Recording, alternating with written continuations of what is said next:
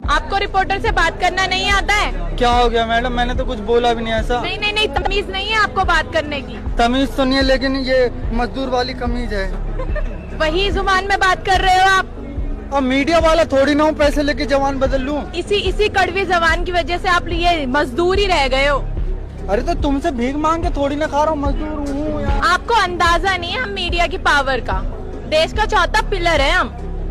13 साल से पिलर तोड़ने का एक्सपीरियंस है।